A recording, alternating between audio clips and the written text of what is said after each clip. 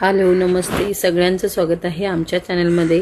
I hope तुम्ही सगळे खुश आणि मजेत असाल।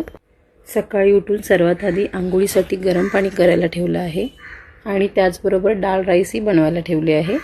तुम्हाला माहीतच आहे सकाळची किती धावपळ होते, सगळ्या कामात घाईघाई करावी लागते। केर कचरा होईपर्यंत, गरम पाणी होईपर्यंत डाळ भात ही त्याबरोबरच होतोय। मी सकाळी उठली की घरातला केर कचरा आधी काढते। जियान झोपलाय तोपर्यंत मी आता आंघोळी करून घेणार आहे।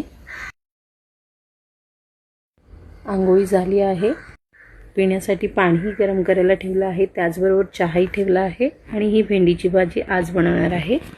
आंघोळी झाल्यावर एक ग्लास कोमट पाणी and with black tea my favourite. सकाळी तुम्हाला ब्रेकफास्ट या चहा बरोबर काहीतरी खाल्लंच पाहिजे, मग दिवसही खूप छान जातो।